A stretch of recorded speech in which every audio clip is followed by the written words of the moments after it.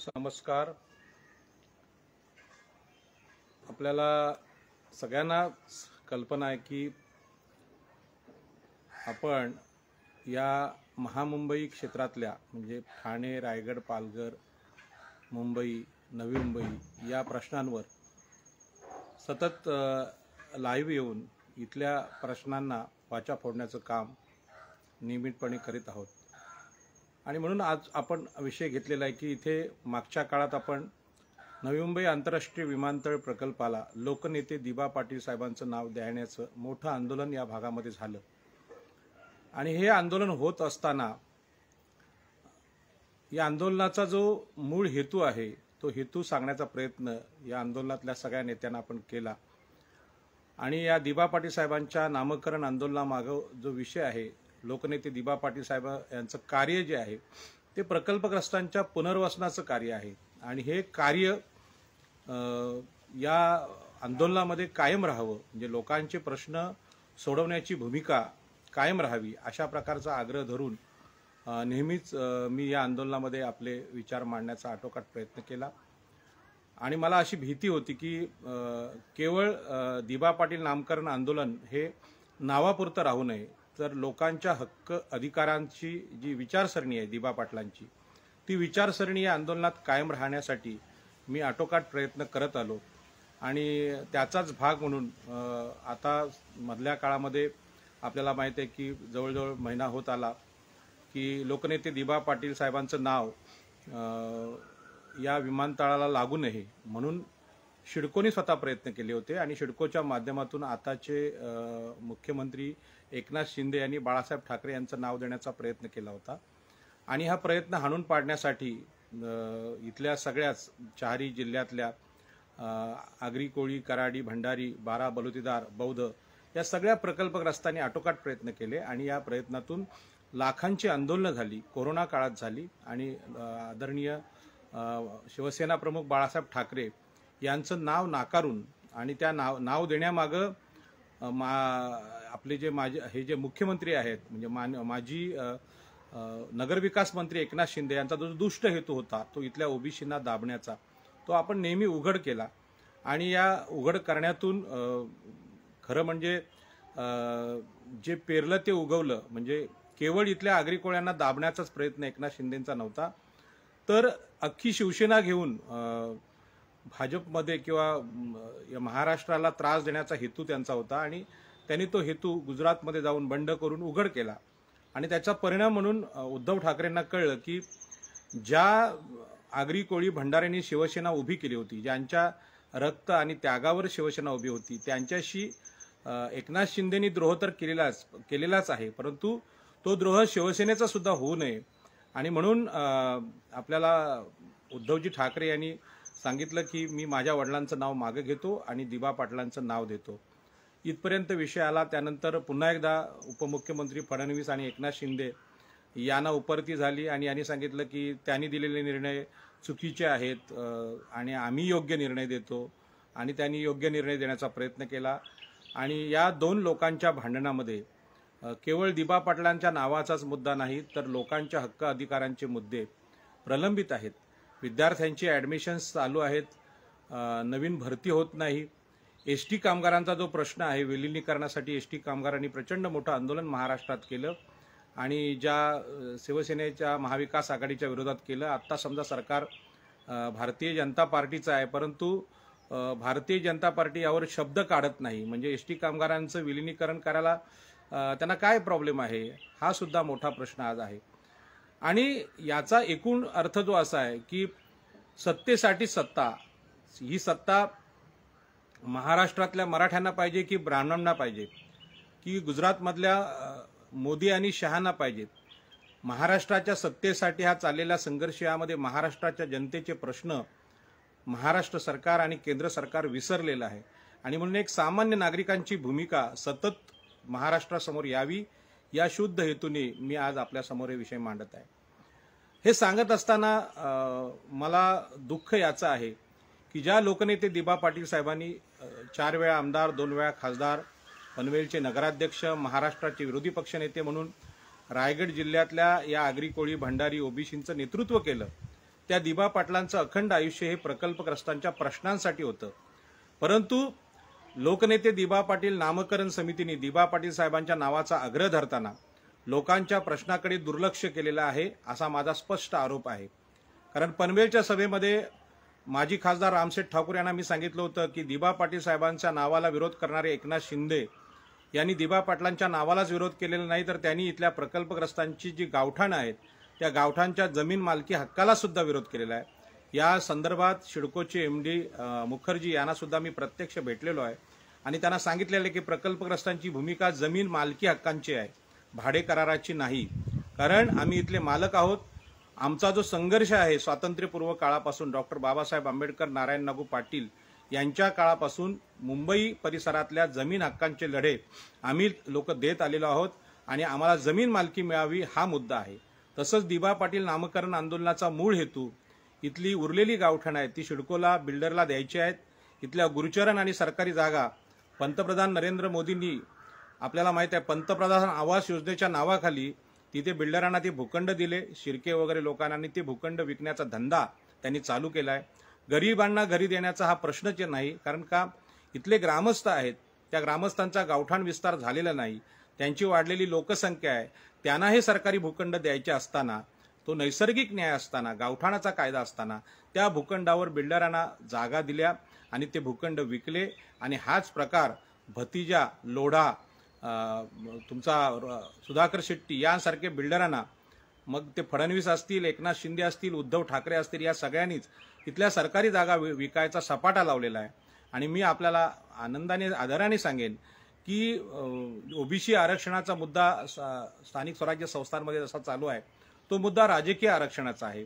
त्याच्या अगोदर नोकरीतलं आणि शिक्षणातलं आरक्षण याविषयी महाराष्ट्रातले विचारवंत बोलत होते, परंतु महाराष्ट्रातल्या कुठल्याच ओबीसी विचारवंतांनी हे लक्षात घेतलं नाही की दिबा पाटलांनी सिडको विरुद्ध चालवलेला जमीन हक्काचा लढा म्हणजे इथली घरं, गावठाणं, त्यांच्या गावठाणांचे विस्तार, इथल्या लोकांच्या व्यवसाय उद्योगांसाठी जागा, MIDC मध्ये आमच्या जागा, भूखंड असणं हा एकूणच आरक्षणाचा हेतू आहे। म्हणजे आरक्षण हे देशामध्ये समता निर्माण करणार आहे।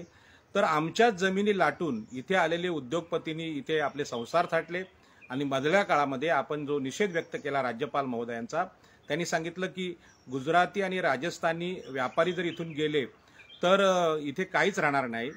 तर त्यावेळी त्यांना आपण उत्तर दिलं की इथल्या जमिनी आमच्या आहेत आणि या जमिनी फुकटात लाटून लोकांना फसवून इथे अदानीसारख्या लोकांनी सेज प्रकल्प केले आणि बाकीचे जे गोदरेज वगैरे सगळे उद्योगपती आहेत आणि गिरण्यांच्या जमिनी खाणारे हे गुजराती आणि मारवाडी आणि राजस्थानी उद्योगपती इथल्या जमिनी लाटून हे मोठे झाले। जमिनींना प्रचंड भाव आल्यावर या जमिनी विकून आपापल्या राज्यात जायला हे तयार आहेत आणि जमलंच तर ही मुंबई सुद्धा ताब्यात घेण्याचा त्यांचा हेतू आहे। परंतु हे सगळं होत असताना मराठी माणूस बोंबलणारे मनोहर जोशी, राज ठाकरे यांच्यासारखे लोक त्यांनी कधीच लक्षात घेतलं नाही की मी घातलेल्या कोळी टोपीचे जे लोक आहेत, आगरी, कोळी, माळी, भंडारी, हे खरे मुंबईचे मालक आहेत, हा विषय मांडला नाही आणि चातुर्वर्ण्य पद्धतीनुसार आमचा आवाज दाबण्याचा प्रयत्न या महामुंबईच्या विषयात होतोय। परंतु नेहमीच दुसऱ्यांना शिव्या देत राहण्यापेक्षा मला हे सांगायचं आहे की दिबा पाटील नामकरण समिती गावठाण हक्कांचा विषय का घेत नाही हा मोठा प्रश्न आहे। आणि म्हणून मी आठवण करून देईन की नारायण नागू पाटील यांच्या काळात, बाबासाहेब आंबेडकरांच्या काळात आम्ही इथल्या जमिनीचे मालक होण्यासाठी कुळ कायद्याचा मोठा संघर्ष आम्ही केला आणि त्या संघर्षातून आम्हाला जमिनीवर आमची नावं लागली होती आणि नावं लागलेले हे जे लोक अल्पभूधारक लोक आहेत, म्हणजे 2 एकरपेक्षा कमी जमीन असलेले लोक आहेत, हे दिबा पाटलांच्या आंदोलनामुळे संघर्ष करून या परिसरात विकास प्रकल्प आल्यानंतर आज शेड झालेले आहेत। खरं म्हणजे शेतकऱ्यांचा रायगड जिल्ह्यातला, कोकणातला लढा आहे हा शेटजी आणि भटजी यांच्या विरोधात आहे आणि मग हे शेट झालेले लोक आज नेतृत्व करतायत दिबा पाटील नामकरण आंदोलनाचं आणि ते नेतृत्व करत असताना दिबा पाटील यांच्या नावाचा लोकांच्या मनात जो आदर आहे त्याचा उपयोग करून केवळ नाव देण्याचं आंदोलन महाविकास आघाडीच्या विरुद्ध करायचं आणि आपलं राजकीय अस्तित्व टिकवायचं, असं जर हे धोरण असेल तर या धोरणावर कुणीतरी बोलणं गरजेचं होतं। आणि म्हणून महिनाभर वाट पाहिली की सुरुवातीला आपल्याला आपले मुख्यमंत्री उद्धवजी ठाकरे यांनी दिबा पाटलांच्या नावाला मान्यता दिली। खरं म्हणजे जमिनीच्या हक्काबाबतीत आपल्याला माहित आहे की जवळजवळ बहिणींकडून हक्कसोडपत्र नावाचं घेतलं जातं, हक्कसोडपत्र घेतलं जातं। त्याच पद्धतीने माझ्या वडिलांचं नाव विमानतळाला आहे याचं हक्कसोड पत्र उद्धवजी ठाकरे यांनी दिलं। त्यामुळे नावातला जो अडसर होता, दिवा पाटलांना विरोध होता बाळासाहेब ठाकरेंचा, तो विरोध संपलेला आहे। त्याच्यामुळे उद्धवजी ठाकरे यांनी आपली माघार घेणं ही अत्यंत महत्त्वाची घटना होती। पण त्याचं श्रेय उद्धवजींना मिळू नये आणि म्हणून एकनाथ शिंदे आणि फडणवीस यांनी सांगितलं ते नाही, ते खरे नाहीत, आम्ही खरे आहोत आणि आम्ही आता नाव देतो। ठीक आहे, तुम्ही नाव दिलं, तुमचं नाव दिलं, पण आता जे सुप्रीम कोर्टात जे निकाल चालू आहेत त्या निकालांमध्ये विद्यमान सरकारच्या विरोधात निर्णय येत आहेत। कारण काय, यांनी संविधान पायदळी तोडवल्याचं उदाहरण दिसतंय। म्हणजे एकनाथ शिंदे यांनी बंड केलेलं आहे, सामान्य माणसाला माहीत आहे, परंतु हे बंड नाहीच, आम्ही शिवसेनेत आहोत अशा प्रकारची वक्तव्य न्यायालयासमोर होत आहेत। परंतु जनतेचं न्यायालय आहे, ते जनतेला ह्या गोष्टी माहीत आहेत की ही सगळी ढोंग आहेत आणि केवळ सत्तेसाठी आहेत। यामध्ये कोकणातले जे शेतकरी आहेत, मुंबईचे जे प्रश्न आहेत, ते प्रश्नांना एकनाथ शिंदे हात घालत नाहीत। ठाणे जिल्ह्यामध्ये गावठाणाचा प्रश्न मोठा आहे, त्यांचा जमीन हक्काचा प्रश्न मोठा आहे, नवी मुंबईतल्या 95 गावांचा मोठा प्रश्न आहे। या प्रश्नामध्ये एकनाथ शिंदे यांनी घेतलेले निर्णय या घोडचुका आहेत। म्हणजे महसूल अधिकारामध्ये इथल्या गावठाणांची जमीन मालकी असताना त्यांना भाडे करू जाहीर करणं ही एकनाथ शिंदे यांचा जो राजकीय दृष्टिकोन आहे तो इथल्या भूमिपुत्रांवर, ओबीसींवर अत्याचार करणारा दृष्टिकोन आहे। आणि अशा प्रकारचा मुख्यमंत्री महाराष्ट्राला भेटला तर इथल्या लोकांचं अकल्याण होणार आहे हे स्पष्ट दिसतंय। आणि तरीसुद्धा त्या विषयावर ते चर्चा करत नाहीत, बोलत नाहीत, स्वतःच्याच गोष्टी सांगण्यामध्ये ते गर्क आहेत। आणि अशा प्रकारचं निर्लज्ज सरकार आतापर्यंत कधी पाहिलं नाही आणि यामध्ये आमच्या लोकांकडे दुर्लक्ष होते। हा दोष फडणवीस आणि एकनाथ शिंदे यांचा जेवढा आहे, मोदी आणि शहा यांचा जेवढा आहे, तेवढाच दोष आमच्या प्रकल्पग्रस्त नेत्यांचा सुद्धा आहे की आम्ही दिबा पाटलांचं नाव ह्या लोकांनी दिलं म्हणून शांत बसणं ही मला अपेक्षित नाही। मला अपेक्षित आहे की इथल्या प्रकल्पग्रस्तांचे जे प्रश्न आहेत त्या प्रश्नांमध्ये गावठाणांच्या जमीन मालकीचा प्रश्न आहे तो अत्यंत महत्त्वाचा प्रश्न आहे। कारण मोदी आणि शहा यांना ही मुंबईची जमीन पाहिजे आहे, मुंबईवर आपला हक्क गाजवायचा आहे। हे राज्यपालांच्या तोंडून वदवलं गेलं। राज्यपाल बोलले हे फडणवीस, मोदी, शहा यांच्या मनातले विषय होते की गुजराती आणि राजस्थानी हे जे व्यापारी आहेत यांना वजा केलं तर मुंबई शून्य आहे। अशा प्रकारचं त्यांनी जो मूर्खपणाचं भाकीत केलेलं आहे। त्यांना माहित आहे आम्ही 2000 वर्षापासून मुंबईचे भूमिपुत्र आहोत। आमच्याकडे इंग्रज व्यापारी आले, पोर्तुगीज व्यापारी आले आणि त्यांना आम्ही समुद्रात बुडवलेलं आहे। तर तुम्हाला बुडवायला आम्हाला वेळ लागणार नाही हे मी या फेसबुकवरून सांगतोय। आणि राज्यपालांनी आणि मोदींनी याची नोंद घ्यावी की तुम्ही इथल्या आगरी, कोळी, कराडी, भंडारी, सागरपुत्रांना जे छत्रपती शिवाजी महाराजांच्या आरमाराचे मावळे आहेत त्यांना मूर्ख समजण्याची चूक करू नये। आणि म्हणून आता या शत्रूंना दोष देण्या इतकंच आम्ही आमच्या लोकांचं आत्मपरीक्षण करणं गरजेचं आहे। आणि त्यामध्ये लोकनेते दिबा पाटील यांनी आपल्या जीवनात डॉक्टर बाबासाहेब आंबेडकर, महात्मा ज्योतिबा फुले, सावित्रीबाई फुले, राजर्षी शाहू महाराज यांना आदर्श मानून जो कायदा केला, म्हणजे शिडकोनी जमीन संपादित केल्यानंतर जमिनीबद्दल काय द्यायचं, पुनर्वसन कायदा देण्याचा दिबा पाटलांनी जो प्रयत्न केला तो प्रयत्न पूर्ण देशामध्ये ऐतिहासिक असा प्रयत्न आहे। आणि अशा प्रकारचा प्रयत्न डॉक्टर बाबासाहेब आंबेडकर आणि त्यांचं जे संविधान आहे ते आल्यानंतर इथले राज्यकर्ते इथल्या भूमिपुत्रांशी कसं वागणार हे ठरलं होतं की संविधानिक कायद्यानुसार ते वागले पाहिजेत। म्हणजे इथल्या लोकांच्या जमिनी घ्यायच्या असतील तर त्यांचं पुनर्वसन केलं पाहिजे आणि ते पुनर्वसन भारतीय संविधानाच्या चौकटीत झालं पाहिजे। असं न करता वसंतदादा पाटील या मराठा मुख्यमंत्र्यांनी झाशीला दिबा पाटील साहेबांच्या आंदोलनावर गोळ्या घातल्या आणि त्यामध्ये 5 माणसं आमची मारली गेली, हजारो जखमी झाली आणि त्यातून जे कायद्याचं पुनर्वसनाचं तत्व निर्माण झालं ते 12.5% तत्व होतं दिबा पाटलांचं। परंतु दिबा पाटील साहेबांच्या हयातीत हा 12.5% पुनर्वसनाचा कायदा पूर्ण करण्याचं काम शिडकोला करता आलं नाही। नगरविकास मंत्री एकनाथ शिंदे असतील, उद्धवजी ठाकरे असतील यांनी 10-10 एकरचे भूखंड इथे मंदिरांना दिले, परंतु शेतकऱ्यांचं पुनर्वसन आज बाकी आहे। उद्धवजी ठाकरे कितीही बोलले की शेंडी जाणव्याचं हे हिंदुत्व नाही, तरी हा जो मुख्यमंत्री उद्धव ठाकरे यांनी घेतलेला निर्णय, मंदिरासाठी 10 एकर भूखंड देण्याचा निर्णय, हा शेंडी जाणव्याचाच निर्णय आहे। हे मी उद्धवजी ठाकरेंना सांगू इच्छितो। तुम्हाला जर न्यायच करायचा असेल तर दिबा पाटील साहेबांनी 12.5% पुनर्वसनाचं जे तत्व होतं ते 100% सिडको अधिकाऱ्यांना पूर्ण करायला लावणं हे आपलं काम होतं, परंतु ते आपण केलं नाहीत. आणि म्हणून तुमची अर्धवट जी घोषणा आहे त्या घोषणेचा मी निषेध करतो. तुम्ही सुद्धा ब्राह्मण्यवादीच आहात आणि तुम्ही सुद्धा मराठा आणि ब्राह्मण या उच्चवर्णीयांची तळी उचलणारे लोक आहात. आणि त्याच्यामुळे तुम्हाला जर खरोखर पुन्हा एकदा शिवसेना बदलायची असेल तर त्याची सुरुवात साईन कोळीवाड्याला न्याय देऊनच करायला लागेल. साईन कोळीवाड्यामध्ये विनाताईचं घर तुटत असताना आम्ही शिवसेनेच्या लोकांना सांगितलं होतं. खासदार राहुल शेवाळे यांनी पत्र दिलं की हे कोळीवाडा तुटणार नाही. तुमचे अनिल परब या मंत्र्यांनी पत्र दिलं.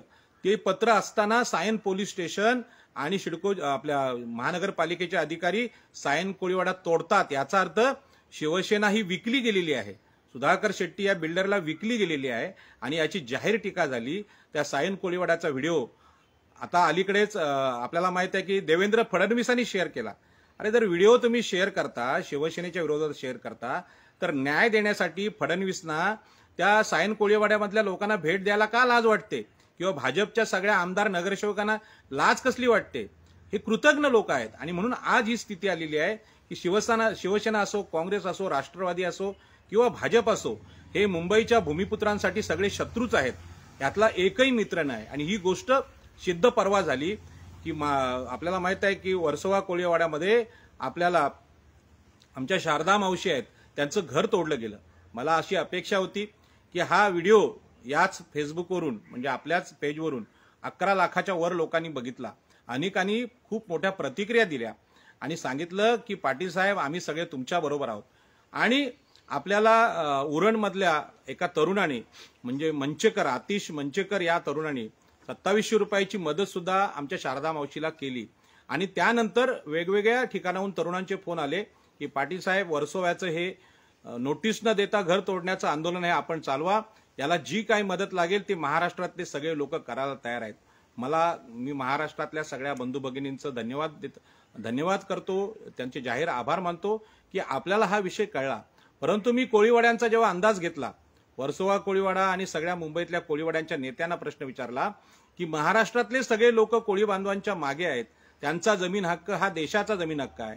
एका स्त्रीला, मच्छीमार स्त्रीला वर्सोवा कोळीवाड्यामध्ये मुंबईमध्ये वडिलांनी दिलेल्या प्रॉपर्टी कार्डवरच्या घराला जर पोलीस नोटीस न देता तोडत असतील आणि महानगरपालिकेचे अधिकारी त्याला मान्यता देत असतील, अजूनही 19 तारखेला घडलेल्या घटनेबद्दल जाहीर वक्तव्य महापालिकेचे अधिकारी किंवा पोलिसांनी केलेलं नाही, राजकीय नेत्यांनी केलेलं नाही, याचा अर्थ लोकांना हा जो गुन्हा आहे म्हणजे सामान्य गरीब मच्छीमार महिलेवर झालेला अन्याय हा अन्याय वाटत नसेल तर तुमचं जे सत्तेचं राजकारण आहे ते अत्यंत स्वार्थी, निर्लज्ज राजकारण आहे. आणि म्हणजे फेसबुकवरच्या माझ्या सगळ्या बंधू भगिनींच्या वतीने त्यांचा मी जाहीर निषेध करतो. मला याचं वाईट वाटतंय की कोळीवाड्यातल्या सगळ्या नेत्यांनी खरं म्हणजे तिथे येणं गरजेचं होतं, परंतु कुठलाही मोठा नेता त्या शारदा आईला भेटायला आलेला नाही. आणि मी ज्या काही नेत्यांशी फोनवरून बोललोय त्यांनी जे वक्तव्य केलीत ती वक्तव्य उघड करण्यासाठी आज हे माझं फेसबुक लाईव्ह आहे. आणि अशाच प्रकारचं धोरण लोकनेते दिबा पाटील नामकरण समितीचं पण आहे, कारण त्यातला सुद्धा कुठला नेता त्या घराला भेट द्यायला गेलेला नाही. मग दिबा पाटील साहेबांचं जे आंदोलन आहे ते नावासाठीच आंदोलन केलं गेलं, हे बोगस आंदोलन होईल. कारण दिबा पाटलांचं तुम्ही काम करत नसाल तर तुमच्या नामकरण आंदोलनाला अर्थ काय, म्हणजे लोकांच्या दृष्टीने त्याचा फायदा काय? कारण दिबा पाटील हे लोकांना न्याय देण्यासाठी शेवटच्या श्वासापर्यंत अँब्युलन्स मध्ये बसून सिडको विरुद्ध आंदोलन करताना मी समोर पाहिलेलं आहे. आणि हे केवळ माझं नाव पाहिजे असा उदो करणारे दिबा पाटील हे नेते नव्हते. ज्या पद्धतीने आज वाढदिवस साजरा करताना राजकीय नेते स्वतःचे फ्लॅक्स लावतात, आपल्या कार्यकर्त्यांना धमक्या देऊन फ्लॅक्स लावायला लावतात, अशा प्रकारचं नेतृत्व दिबा पाटलांचं नव्हतं. आणि सामान्य जनतेच्या मनामध्ये हाच प्रश्न आहे. आणि म्हणून मुंबईतल्या या शारदा मावशीच्या घराला पाठिंबा देण्यासाठी दिबा पाटील नामकरण समितीमधला एकही नेता तिथे गेलेला नाही. मुंबईमधल्या गावठाण चळवळीतल्या जेवढ्या संघटना आहेत त्यातला सुद्धा नेता गेलेला नाही. आणि म्हणून मी मध्ये या संघटनांची नावं घेऊन सुद्धा सांगितलं की आपण तिथे का जात नाही. आणि या फोनवरून मी ज्या नेत्यांशी बोललो त्यांची जी स्टेटमेंट आहे ती अत्यंत भयानक आहे. ते सांगतात की पोलिसांची माफी आपण मागितली पाहिजे, महानगरपालिकेच्या अधिकाऱ्यांची माफी मागितली पाहिजे आणि सांगितलं पाहिजे की घर बांधायची परमिशन द्या. आता मला सांगा, नोटीस न लावता ज्या अधिकाऱ्यांनी घर तोडलेलं आहे त्यांना सस्पेंड करणं म्हणजे त्यांच्यावर कारवाई करणं कायद्याने, हे काम या आंदोलनाचा हेतू असताना त्यांना शरण जा अशी सांगणारी जी मानसिकता आहे इथल्या मच्छीमारांची, ही गुलाम मानसिकता आहे. आणि आजही दिबा पाटील नामकरण आंदोलनामध्ये दिबा पाटलांच्या नावाचा आग्रह धरत असताना 12.5% पुनर्वसन बाकी आहे, 22.5% विमानतळाचं पुनर्वसन बाकी आहे, मच्छीमारांचं पुनर्वसन बाकी आहे, नावा शिवडी प्रकल्पामध्ये मच्छीमारांचं पुनर्वसन बाकी आहे, वरळी सी लिंक मधल्या कोस्टल रोडमध्ये प्रकल्पग्रस्तांचं पुनर्वसन बाकी आहे. आणि हे असताना लोकनेते दिबा पाटलांचं नाव भेटलं मग आता गप्प बसा अशा प्रकारचं धोरण लोकनेते दिबा पाटील नामकरण समिती करत असेल तर त्याचा सक्रिय सदस्य म्हणून मी आमच्याच संघटनेचा जाहीर निषेध करत आहे. आणि म्हणून मुंबईत घडलेली जी घटना आहे ती गावठाणमधलं घर आहे, प्रॉपर्टी कार्ड असलेलं घर आहे, ते घर तोडायचं धाडस मुंबई महानगरपालिकामध्ये उद्धवजी ठाकरे त्याचे मालक आहेत हे जर करत असतील तर त्यांचा सुद्धा निषेध करणं गरजेचं आहे. केंद्र सरकारने, आपल्याला माहिती आहे, मला आनंद वाटला की आमचे एक मंत्री दिबा पाटील नामकरण आंदोलनामुळे त्यांना कपिल पाटील यांना दिल्लीमध्ये मंत्रिपद भेटलं, म्हणजे पंचायत राज समितीचं मंत्रिपद भेटलं आणि त्यांची परवा मुलाखत बघितली. त्यांना गावठाण हा विषय अतिशय चांगल्या पद्धतीने समजलेला आहे. म्हणजे मूळ गावठाणच शिडको मोजते किंवा महानगरपालिका किंवा जिल्हा परिषदा मोजतात, परंतु गावठाणाचा विस्तार आज 90% जो विस्तार झालेला आहे. म्हणजे कळंबोलीचं उदाहरण नेहमीच आहे की 2 एकर त्यांचं मूळ गावठाण आहे आणि 32 एकर वाढलेलं आहे. या 32 एकर विस्तारित गावठाणाला गावठाण म्हणून मान्यता द्या असा केंद्रीय मंत्री कपिल पाटील म्हणतात, परंतु याची अंमलबजावणी प्रत्यक्षात होत नाही. मी केंद्रीय मंत्री कपिल पाटील यांना सांगू इच्छितो की ही योजना महाराष्ट्र सरकार राबवणार नाही, कारण महाराष्ट्रातले मराठा राज्यकर्ते, काँग्रेस राष्ट्रवादीचे संस्थानिक राज्यकर्ते, उद्धवजी ठाकरेंसारखे मुंबईमध्ये आगरी कोळ्यांच्या विरोधात सायन कोळीवाडा तोडणारे राज्यकर्ते आणि भाजपचे केंद्र शासनातले राज्यकर्ते जे खरं म्हणजे राजस्थानच्या आणि गुजरातचे व्यापारी यांचीच बाजू घेतात, ते कधी आगरी कोळ्यांची बाजू घेत नाही. आणि ते घेत असते तर भाजपचा एकतरी माणूस या इकडे विमानतळातल्या प्रकल्पग्रस्तांचे प्रश्न घेऊन किंवा शारदा मावशीच्या घराला त्यांनी भेट दिलेली असते. आणि हे कोणी भेट देत नाहीत, कोणी घेत नाहीत. अशा परिस्थितीमध्ये कपिल पाटील यांना दिबा पाटील नामकरण आंदोलनामुळे खरं म्हणजे मंत्रिपद भेटलं. कारण दिबा पाटील यांच्या नावाने इथला 4 जिल्ह्यातला आगरी कोळी भंडारी माळी संघटित झाला आणि केंद्र सरकारला कळलं की बाबा या लोकांना जर राजकीय न्याय दिला नाही तर हे बंड करू शकतात आणि अत्यंत बलवान आणि सज्ञान राजकीयदृष्ट्या साक्षर असलेले लोक हे आहेत आणि यांना न्याय देण्यासाठी त्यांनी मंत्रिपद भेटलं. आपल्या आजच्या या बोलण्याचा विषय लोकनेते दिबा पाटील आंदोलनाचा राजकीय परिणाम असा आहे. आणि म्हणून हे मी कपिल पाटील यांना विनंती करेन की आपण या शारदा मावशीच्या घराला भेट द्यावी. नवी मुंबई विमानतळातल्या 1000 लोकांना अजून घरं मिळाली नाहीत, शिडको अधिकारी ती देत नाहीत आणि नवी मुंबईतले सर्वपक्षीय नेते आहेत विमानतळातले, हे इथले आमदार आहेत, भाजपचे आमदार असतील, प्रशांत ठाकूर असतील, महेश बालदे असतील, मंदाताई म्हात्रे असतील, गणेश नाईक असतील, यांनी विमानतळातल्या प्रकल्पग्रस्तांच्या प्रश्नाला विषयच घेतलेला नाही, म्हणजे अजूनही विषय घेतला नाही. 12.5% प्रश्न आज प्रलंबित आहेत. मागच्या काळात दुतुमगावचे आमचे दत्तूबिवा ठाकूर त्यांच्याशी मी सकाळीच बोललो, यांनी नियाज खात्याचे त्यांचे भूखंड आहेत ते अजूनही मिळत नाहीत म्हणून आत्महत्या केली, म्हणजे आत्महत्या करण्याचा प्रयत्न केला. त्यांना आम्ही सगळ्यांनी वाचवलं. म्हणजे शिडको अधिकाऱ्यांनी आपली चूक लक्षात घेऊन त्यांच्यावर औषधोपचाराचा खर्च केला, पण ते नियाज खात्याचे भूखंड शिडको अधिकारी अजूनही देत नाहीत आणि इथले कुठलेही आमदार विधानसभेत हा प्रश्न उचलत नाहीत आणि हे अत्यंत निषेधार्ह आहे. आणि दिबा पाटलांच्या विचारांची जी नीती आहे प्रकल्पग्रस्तांशी प्रामाणिक राहायची, यालाही धरून अजिबात नाही. आणि त्याच्यामुळे ज्या ज्या आमदारांनी या दिबा पाटील नामकरण आंदोलनात सहभाग घेतलेला आहे त्यांनी नुसतं दिबा पाटलांचं नाव द्या हे प्रचाराचं ढोंग केलेलं आहे, आपलं राजकीय अस्तित्व टिकवण्यासाठी केलेलं आहे. ऍक्च्युली प्रकल्पग्रस्तांशी प्रामाणिक असणारा इथे एकही नेता नाही, हे यासाठी आजचं फेसबुक लाईव्ह आहे. आणि या आंदोलनाचा परिणाम म्हणून केंद्रामध्ये एक मंत्रिपद आगरी समाजाला मिळालं कपिल पाटील यांच्या रूपानं. ही फार मोठी राजकीय घटना आहे. ही या कृतज्ञ झालेल्या लोकांशी, कृतज्ञ झालेल्या प्रकल्पग्रस्तांशी कृतज्ञ झालेल्या राजकीय नेत्यांना मी सांगू इच्छितो की लोकांना न्याय देण्यासाठीच लोकप्रतिनिधी असतात, स्वतःच्या संपत्ती निर्माण करण्यासाठी नाही. आणि ज्यांनी स्वतःची प्रचंड माया आणि संपत्ती जमा केली त्यांना आज ईडी लागत आहे आणि त्यांची संपत्ती सरकार जमा होत आहे. संजय राऊत यांनी सुद्धा मुंबईच्या विकासामध्ये, SRA मध्ये, पत्राचाळ यामध्ये जो भ्रष्टाचार केलेला आहे त्यांना ईडी लागलेली आहे आणि याच्यामध्ये त्यांचं समर्थन करण्याचं काहीच कारण नाही. त्यांना ईडी लागून त्यांची संपत्ती सगळी सरकारने जमा करावी आणि लोकांमध्ये वाटून द्यावी. याच पद्धतीने राहुल शेवाळे आणि अनिल परब यांनी सुद्धा सायन कोळीवाड्यामध्ये बिल्डरकडून पैसे खाल्लेले आहेत, यांना सुद्धा ईडी लागली पाहिजे असं माझं स्पष्ट मत आहे। आणि नवी मुंबई विमानतळामध्ये प्रकल्पग्रस्तांच्या न्यायाचा जे लोक विषय काढत नाहीत त्या सगळ्या नेत्यांना ईडी लागली पाहिजे असं माझं स्पष्ट मत आहे। कारण 12.5% फायली आज पूर्ण होत नसतील तर मग इथल्या राजकीय नेतृत्वाचा या समाजाला फायदा काय, हा माझा प्रश्न आहे। मी खरं म्हणजे यांचा विरोधक नाही, मी या सगळ्यांचा समर्थक आहे। आज आमदार प्रशांत ठाकूर यांचा वाढदिवस आहे, त्यांना मी शुभेच्छा देतो आणि शुभेच्छा देताना हेच सांगतो की दिबा पाटील यांच्यावर आपण पल्लेदार भाषणं केली आहेत, अतिशय उत्तम भाषणं केलेली आहेत, पण दिबा पाटील आपल्या जीवनात उतरत नसतील, अजूनही विमानतळ प्रकल्पग्रस्तांचा न्यायांचा विषय तुम्हाला कळत नसेल तर येणारी निवडणूक ही आपल्यासाठी निश्चितच चिंताजनक असेल। कारण आम्ही ठरवलेलं आहे की आमचे नेते जर इथल्या प्रकल्पग्रस्तांचा विषय काढत नसतील तर येणाऱ्या प्रत्येक निवडणुका आम्ही लढवणार, मग त्या ग्रामपंचायत असेल, पंचायत समिती असेल, जिल्हा परिषद असतील, महानगरपालिका असतील, विधानसभा असतील, लोकसभा असतील, विधान परिषद असतील किंवा शिक्षक आमदारांच्या निवडणुका असतील, आमचे राजकीय नेते बोलत नसतील तर त्यांना शिव्या देण्यापेक्षा आम्ही पर्यायी राजकारण करण्याचा प्रयत्न इथे करणार आहोत। आणि मी जे बोलतोय अत्यंत विश्वासाने, अत्यंत समजूतदारपणे बोलतोय, कारण मागची लोकसभा मी लढलेलो आहे। असा गैरसमज कुणी करू नये की आमच्याकडे खूप पैसे नाहीत म्हणून आम्ही निवडणुकीत जिंकून येणार नाही। आज वर्तमान निसर्गाचा न्याय असा आहे की या राजकीय क्षेत्रामध्ये ज्याच्याकडे कमीत कमी पैसे आहेत, म्हणजे ज्याच्या अकाउंटवर 50 लाखाच्या वर रक्कमच नाही किंवा 5 लाखाच्या वर रक्कमच नाही, हाच खरा म्हणजे पात्र उमेदवार ठरणार आहे। कारण का, ज्यांना ईडी लागलेली आहे आणि ज्यांना ईडी लागलेली नाही त्यांना ईडी लागावी म्हणून आम्ही आता आंदोलन करणार आहोत, कारण यांना ईडी लागलीच पाहिजे। लोकांचे हक्क अधिकार नाकारून जे कोणी राजकीय नेते सत्तेवर बसले, ज्यांनी संपत्ती कमवलेली आहे, त्यांची संपत्ती सरकारने जमा करावी।